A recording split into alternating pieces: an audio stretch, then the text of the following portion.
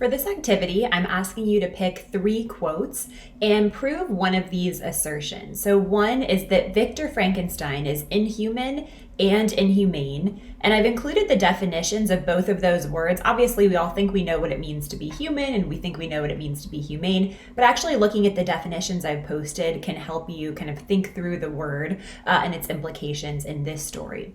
And the other one is that the creature, the unnamed creature, is human and humane, unlike Victor Frankenstein. I want to preface this by saying that I think any reading of Frankenstein that attempts to say one creature is 100% the monster and the other creature is totally the human victim misses the point. So I think it's a little bit too easy to say, oh, Victor Frankenstein, the creator, is the monster and his creature is humane, and even though he lashes out and does terrible things and murders, that he's ultimately much more human than Victor Frankenstein. I tend to think literature is a little bit more complex than that, just like the best movies leave us feeling like there's some sense of resolution, but that not everything is resolved or tied up. I think the same is true of literature. So I think there are some human and humane qualities in both of these characters. If you would like, you can pick 3 quotes on your own just from throughout the text that prove one of these assertions, or you can do a grid kind of like what I've done here. So to make this process a little bit easier and to narrow it down a little bit, I've given you some points you can look for. So for the first argument, if you're looking for 3 quotes to prove that first argument, you might think about Victor Frankenstein's obsession with appearance. Now, I should say that just because you are obsessed with appearance or you're asocial or you have no desire for human contact certainly does not mean that you're not human or that you're not humane, right? But I think taken as a collective, taken as a whole, all of these points could be used to prove that Victor Frankenstein is less human and humane than he might appear. So he's pretty obsessed with appearance, right? Not only in terms of his description of his 2 professors and how he interprets what they have to say kind of based on how they look and how they sound rather than the content of what they actually have to say.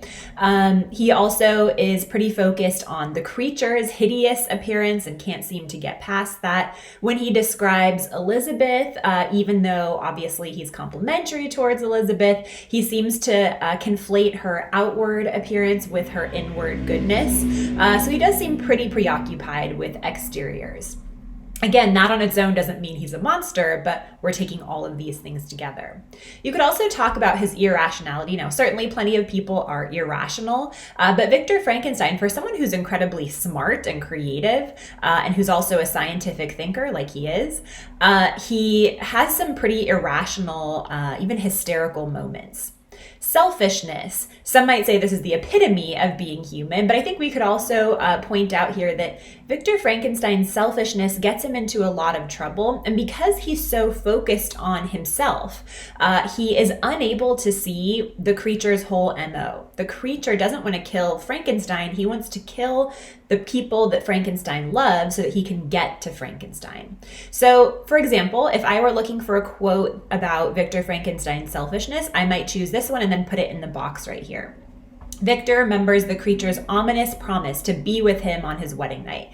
You'll remember here just a little bit of context that Victor Frankenstein has gone off to create a female creature. The creature has requested a female companion to ease him of his loneliness. That's pretty human, right? To want companionship and to want to have a partner and not to be alone. And as he's working on creating this female creature, he has several thoughts, and some of them, there's a separate lecture on this, but some of them are pretty misogynistic, and they reveal a lot of Victor Frankenstein's deep anxieties about the female power of reproduction. At least that's according to one critic in your book, Ann K. Miller. There's a separate lecture on that.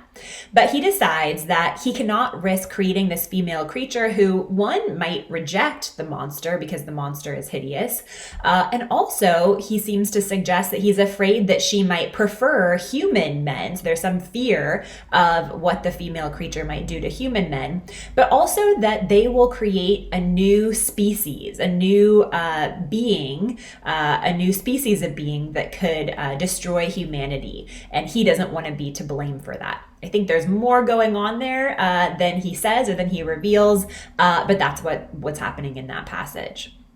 So when the creature is looking through the window and he sees his father figure, Frankenstein, destroying any chance of his happiness with a female creature, he is obviously quite upset. And he says that he will be with Frankenstein on his wedding night to Elizabeth.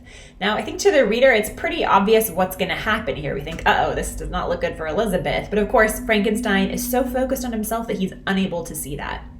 Yet when I thought of my beloved Elizabeth, of her tears and endless sorrow, when she should find her lover so barbarously snatched from her, tears streamed from my eyes. So on the one hand, you could say he's crying, thinking about his future wife losing him. So that seems kind of human, right? He feels some sadness there, maybe even some guilt, but he's unable to see that the creature, of course, is going to kill Elizabeth. And had he realized this, he would not have left Elizabeth alone to fight the creature on his wedding night. Instead, Elizabeth might still be alive. So his selfishness causes Elizabeth to be left alone. You also might argue that he seems to want to get away from Elizabeth sort of whenever possible. I don't really blame him. After all, if your dying mother says to you, hey, it's my wish more than anything in the world that you marry this person who's basically been like a sister to you, that might not be something that you would go off to college really excited to do. You might not really want to return. So I can't totally blame Victor Frankenstein for trying to evade Elizabeth every chance he gets, even though he says that he loves her. And I think he does love her too. His self-absorption does not allow him to see the obvious, that the creature wants to hurt those Frankenstein loves, not Frankenstein himself. This is his way of hurting Frankenstein indirectly and making him feel what he has felt, what the creature has felt. So I have included a quotation with the page number in parentheses and the period outside the parentheses. Then I've just included a couple of my notes. You can use bullet points if you want, or you can use complete sentences. So if you wanted to, you could use this grid to kind of structure your 3 quotations. You could pick one quote about how he abandons his creation, then a little bit of analysis. You could put another quote about how he ignores his family duties. Remember, he doesn't write back to his poor father and to Elizabeth, who are worried sick about him. He abandons Henry Clerval. So even though he's not family, he's kind of like a brother to him. They've grown up together after all. His asocial tendencies, the fact that he creates this being in isolation without collaboration of the scientific community, right? He's alone in his dorm room. So you could pick 3 quotes, or you could go ahead and fill out this whole grid if you feel like it. If you are picking the other argument that the creature is human and humane, and I don't think these arguments are mutually exclusive at all. In fact, they're kind of like 2 sides of the same coin. You might fill out the grid too. So I've noticed when I read and I'm looking for examples of how the creature really is human and sympathetic in many ways, that he learns language and communication. He's self-aware. He's the victim of neglect and abuse and bullying. We don't think of things that are not human. We don't think of monsters as being victims of neglect, and yet he is. He's an independent romantic hero. After all, he reads Paradise Lost and he interprets it not as literature, not as art, but as history, as truth. He desires physical human contact and love. It makes him happy, but it also really hurts him to see the DeLacy family be so compassionate and loving towards one another. But it also teaches him a lot about human nature. He has empathy when he's been stealing their food, but he realizes that their hunger and poverty is making them unhappy. He brings them food. He tries to fix things. He brings firewood. So not only does he have empathy, nobody has taught him this, by the way. He learned it by watching The Cottagers, but he tries to fix things when he does something wrong. You can kind of contrast that with Victor Frankenstein, who tries to fix things sort of when he does things wrong, but I would say he's trying to fix the fallout and not the real root issue. Here, the creature wants to fix what he's messed up. He's moved by art. That's something very human. I don't think animals or other beings are moved by art, right? A plant's not going to be moved by great literature. He's also really moved by natural sceneries and the natural landscapes, just like Victor Frankenstein. He has a childhood, a weird kind of childhood, but I think Mary Shelley's description of how he becomes aware, how his senses work, how he touches fire and how it hurts him and how he learns from that, how he picks up on languages and human interactions. I think it's really incredible that she's able to imagine how a creature who is fully grown when he is born, if we want to call it that, comes to understand the world and understand sensations and human interactions. So I've chosen a quote for self-awareness. This, just for a little context, this is when the creature is telling Victor Frankenstein his story. And also, what's more human than wanting to tell your story, wanting to communicate with somebody else where you're coming from and what you've been through? That's pretty human storytelling, right? Especially our own stories.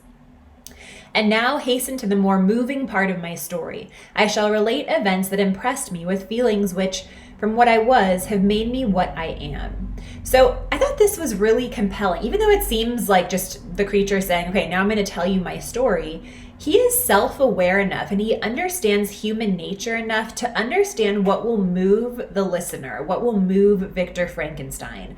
He's also aware enough, he's self-conscious enough to understand what has formed him, what has formed his identity and also his rage. I think that's very sophisticated and mature for a creature who was abandoned at birth.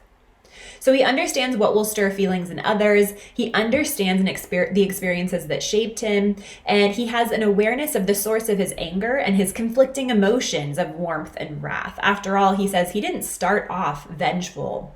He didn't start off wanting to hurt people or murder people. It was how other people perceived him and his experiences with humanity and his experiences not having that warmth, seeing what that warmth and loving family life can be like and not having it that turned him this way. Of course, that's not an excuse. We don't want to condone what the creature does, but it's something to consider, and it's a story that is unfortunately all too human. So go ahead and find 3 quotations if you're picking this argument, 3 quotations. You can pick any 3 quotes from the text that you think work, but I think having these points can help guide you a little bit and help you break down your argument. I hope that helps.